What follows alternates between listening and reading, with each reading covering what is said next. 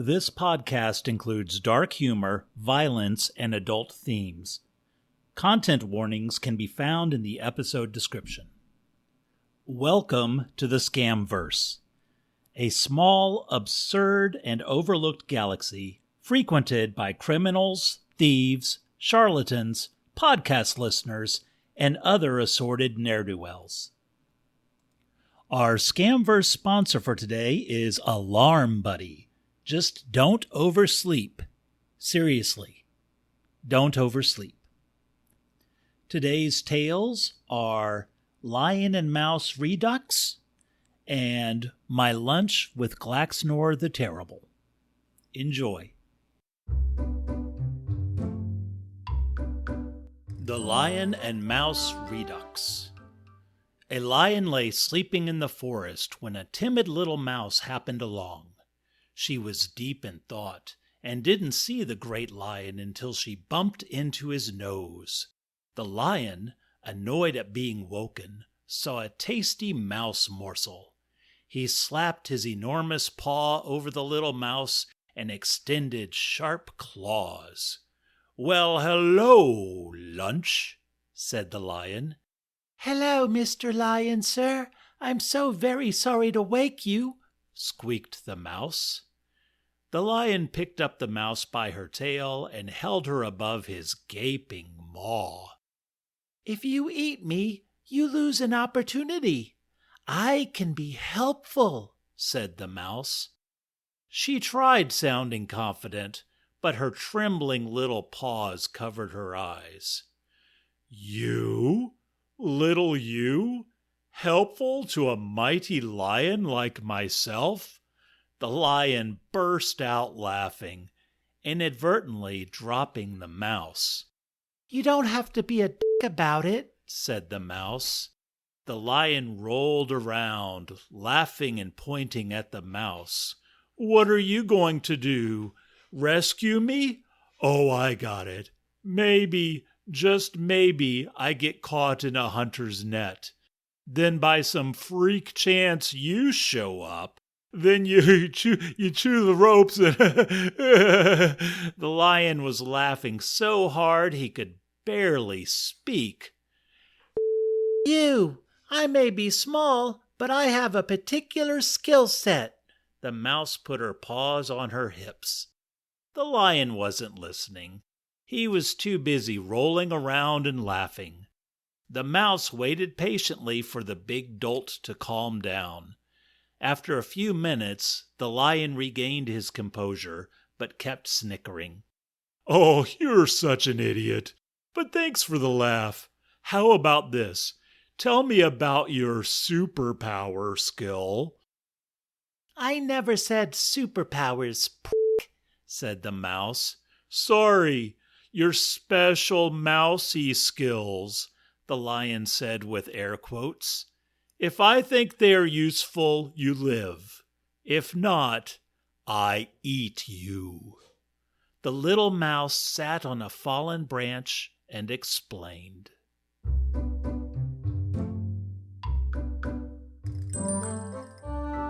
Days later, a shepherd was traveling along the path between villages. While deep in shepherd thoughts, he almost bumped into a great lion. The shepherd froze in fear until he noticed the lion was not aggressive. The lion lay quietly on the side of the path, nursing an injured paw. "Oh dear, are you hurt?" asked the kind shepherd. The lion moaned in response and looked up with big, sad eyes. The shepherd cautiously approached. "Is it okay if I look?" The lion held up his injured paw in agreement. As the shepherd examined the lion's injured paw, a little mouse crept out from the grass and scurried towards the shepherd. "I see nothing. Are you sure it's injured, Mr. Lion?" asked the kind shepherd. In response, the lion wriggled his paw as if to say, "Check again." As the kind shepherd tended to the lion, the little mouse scurried back to the grass. This time, carrying a wallet. The mouse peeked out and gave the lion a thumbs up. At that, the lion pulled back his paw and calmly walked into the forest.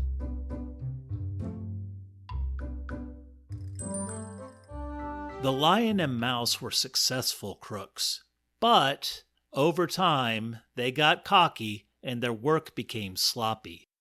Shepherds learned to avoid injured-appearing lions. The mouse started drinking. The law would catch up with them soon.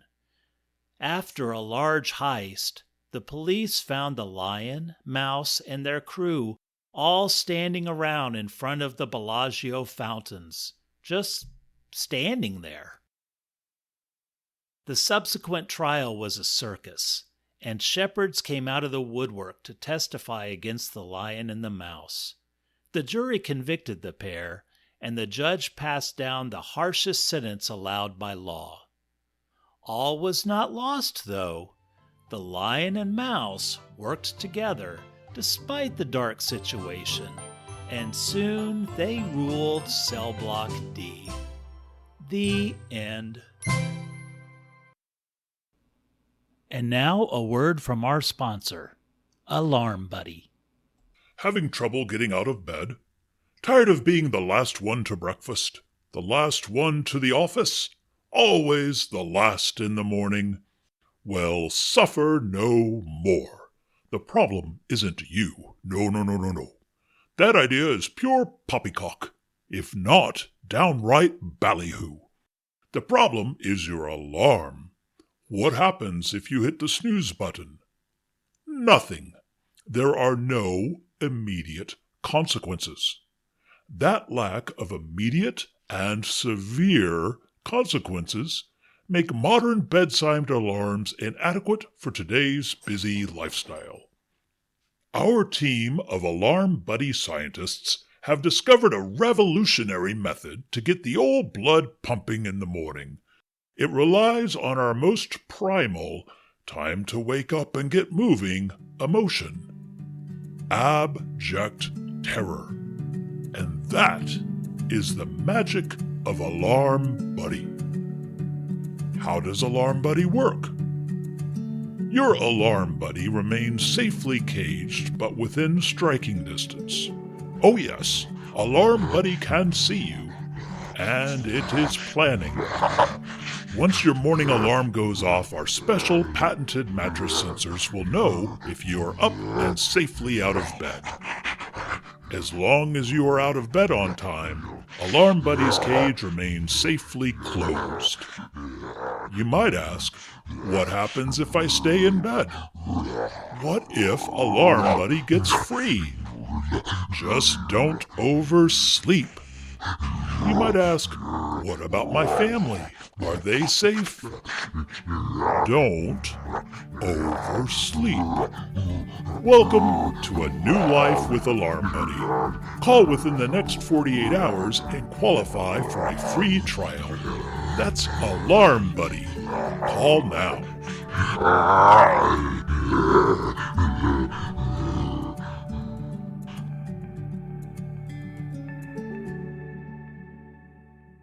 And now, back to our podcast. Lunch with Glaxnor the Terrible. The smell of honey blossom tea reminds me of the time I ate lunch with Glaxnor the Terrible. Yes, that Glaxnor the Terrible. The BBEG, our big bad end guy, many adventurers fall to. The one that, once an adventurer kills the final boss, they think, oh, I just killed the final boss. That fight was sure so easy. And as the adventurer is feeling confident and smarmy, guess who shows up? That's right, Glaxnor the Terrible himself. Kapow! I had just started working for Glaxnor the Terrible's corporation in Doomskull Fortress, here in RPG Land. This was my first big job out of college. I was fresh out of orientation and began the company's onboarding process. I was in the crowded company break room, making my afternoon honey blossom tea and eating my lunch. The tables were filling quickly, and I grabbed a seat with my mentor, Gary, who also worked in payroll. Oh, my name is Skip. I'm a junior clerk here in payroll, by the way. From the hallway, loud footsteps thundered closer and closer, and then he appeared, Glaxnor himself, at least 7 feet tall, muscular, and wearing blood-stained battle armor. He surveyed the room with his massive orc face until finding a chair. I froze when he started walking towards me, but then he casually tossed his brown paper lunch bag on the table and headed for the refrigerator. Stan from marketing stood next to the fridge with his back turned to Glaxnor the Terrible. Stan was drinking from what looked like a small milk bottle. When he turned back around, he nearly spit out his drink. Stan quickly changed tack and smiled widely. "Hey, boss, great battles this week. I heard you beat your personal best for getting players to rage quit. Hey, have you been working out?" Glaxnor the Terrible's low voice sounded like branches breaking inside his throat. Hello, Stanley. Have you seen my yogurt drink? I know I put my initials on it. Stanley quickly wiped his mouth and hid the small bottle. "I think maybe the new guy has it." And he pointed right at me. Everyone in the break room turned to stare. My mouth went dry and I couldn't move. I just stared towards the refrigerator. After a while, from the inside of the refrigerator, Glaxnor's voice rang. No, here it is. I thought I brought 2, though. I made a mental note to watch out for Stan from marketing. Along the way back to the table, Glaxnor said, It would be much easier to find things in the fridge if others would initial their stuff and throw away expired crap. Glaxnor the Terrible took a seat and unpacked his lunch. A ham sandwich, chips, a pickle, an apple, and an individually wrapped snack cake. What a feast compared to my slice of moldy bread and some rocks. Glaxnor looked over at me. I don't think we've met. Glaxnor the Terrible. He reached out a hand the size of my head. We shook hands and I replied, Skip from payroll. I shook hands with Glaxnor the Terrible. What a day! Glaxnor appraised my lunch. You don't have much food there. Yes, sir, I can't afford anything better. As soon as the words fell out of my mouth, I realized my mistake and my cheeks flushed. Gary's eyes widened and he stared at me and shook his head. A puff of hot, foul air sputtered out of Glaxnor the Terrible's snout. You can't afford? So you're saying I don't pay you enough? Didn't you just start working here? How much salary do you think you deserve? No, sir. I've only got my first paycheck, and I have student loans, and Glaxnor stared me down and then turned back to his ham sandwich. We all have to start somewhere, Skip from payroll. But it's best not to complain to Glaxnor the Terrible about your finances. Very unprofessional, Skip from payroll. He then looked across the table. Hey, Gary, how are things with you and Susan? Gary's face fell. We're getting a divorce, sir. Oh, that's nice. Good. Good for her. I think I'm going to eat at my desk today. Gotta get reports finished. Gary packed the rest of his lunch and slunk out of the break room. There was a sudden bang, and everyone jumped. Glaxnor the Terrible had popped open his bag of chips. The employees at the other tables began eating faster. Then there was a crashing sound and someone yelled, "Oh, crap!" The commotion was coming from a spilled, overfilled can of recycling. Trish from billing had tried putting her soda can on top, causing the mountain to topple over and clatter. I sort of knew Trish. She was a year ahead of me in college, and I always said, "Hi, Trish," every day into my mirror as I worked up the nerve to actually say hi to Trish. I thought Glaxnor the Terrible would scream at Trish, but he said, "Trisha from billing, I put a take cans to recycling sign-up sheet next to the bin. Since you appear fond of being the center of attention, read the first name." Trish's glasses had slid down her nose, and she pushed them up the same cute way she did in college. "Yes, sir. It says Glaxnor the Terrible, and it's crossed out." "Because I, Glaxnor the Terrible, took the cans when the bin filled. Now read the second name." It also says Glaxnor the Terrible and crossed out, sir." "And Trish, read the third name." Glaxnor the Terrible and crossed out again."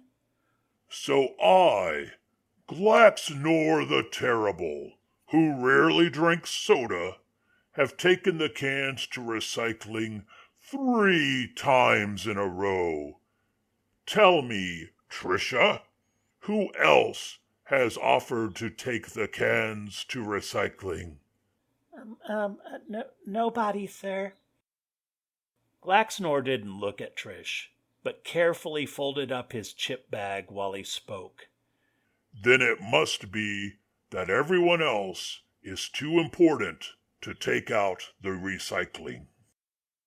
Trish took out a pen and began writing her name on the list, but Glaxnor the Terrible stopped her.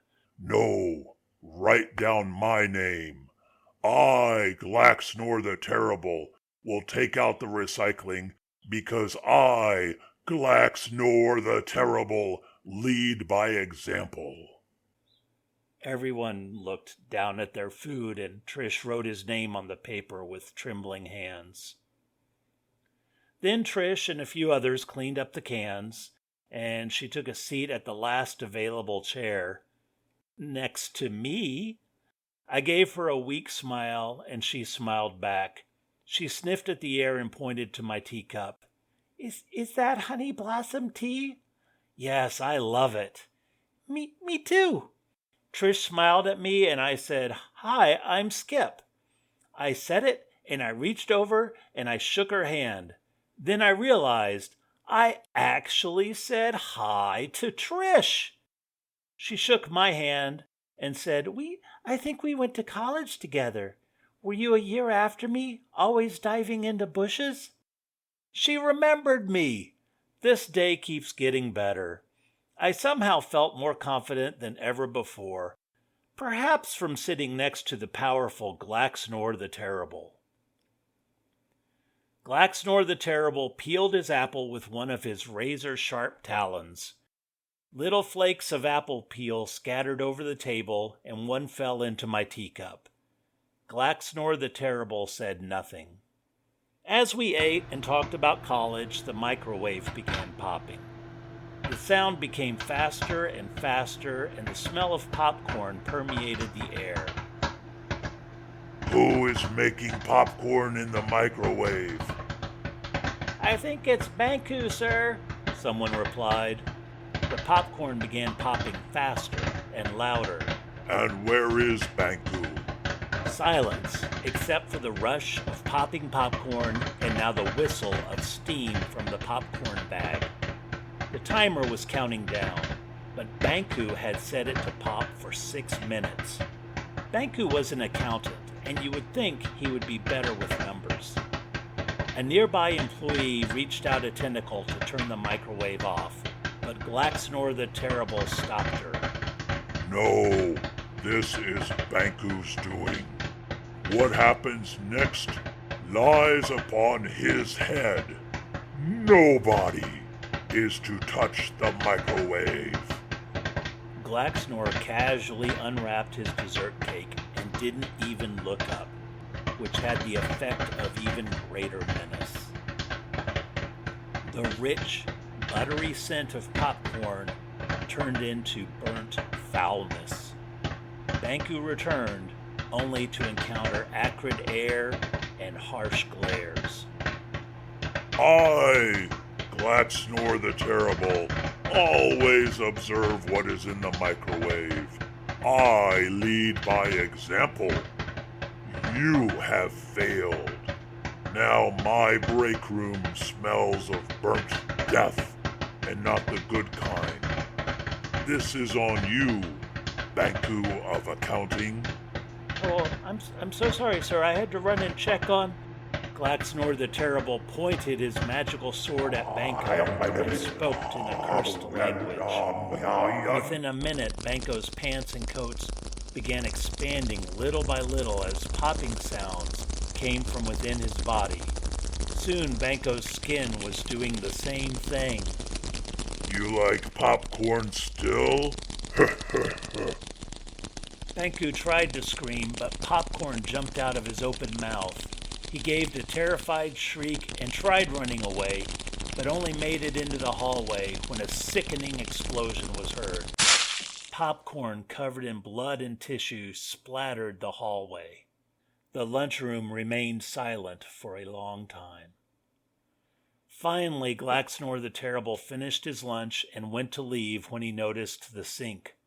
How long? He asked loudly to nobody in particular. How long what, sir? Asked a nearby dark imp. How long must dishes soak? Minutes? Hours? Days? A fortnight?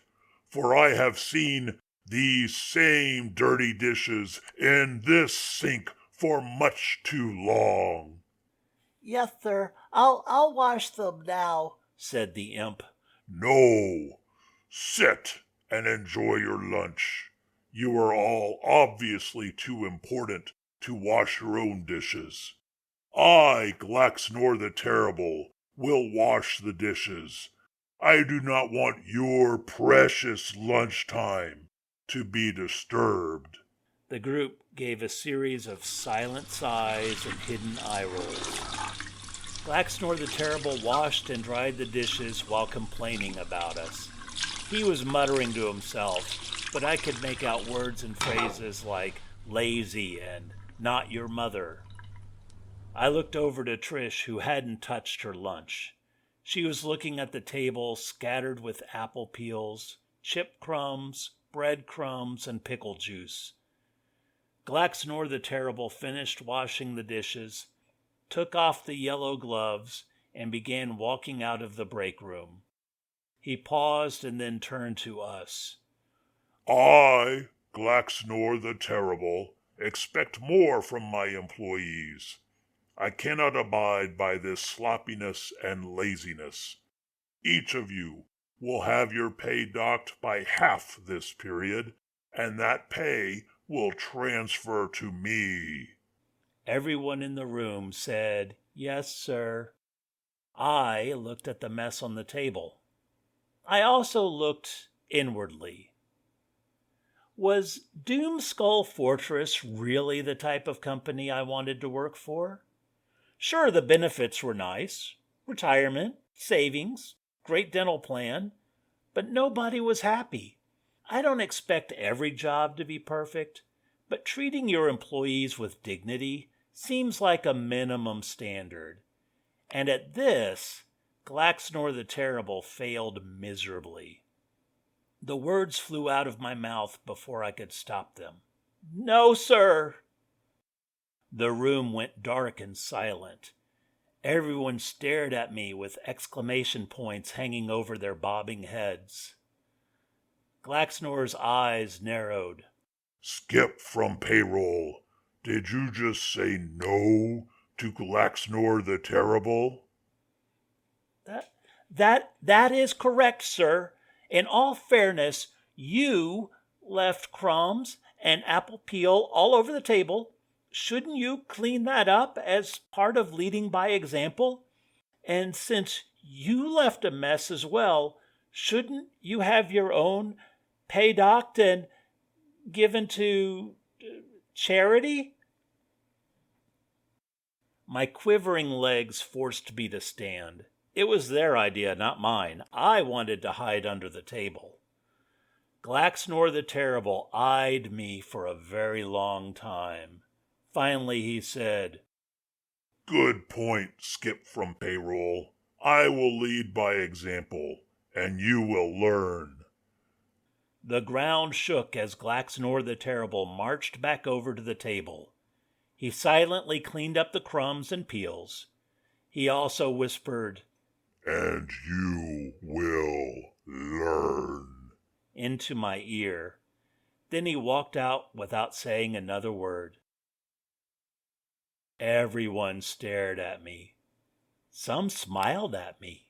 Trish smiled at me. I was a hero. And I was also fired within the hour. But it worked out in the long run. So word got out that I stood up to Glaxnor the Terrible, and I became a local celebrity. The nearby villagers hired me to recount their long and detailed village history to passing adventurers.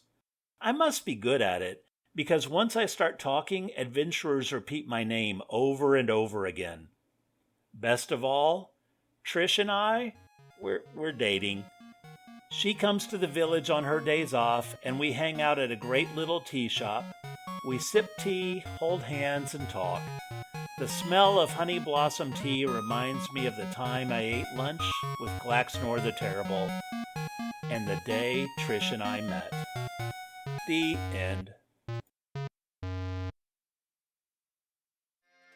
Thank you so much for listening. If you enjoyed this episode, please like and subscribe. By joining the Scamverse community, you help put the us in morally ambiguous. Thank you to Scotchy Scotty for additional voice performances, outro music by Cullah, sound effects by Pixabay, music used for background is by artists listed in the show notes. Until next time, keep your eyes on the stars and your hands on your wallets.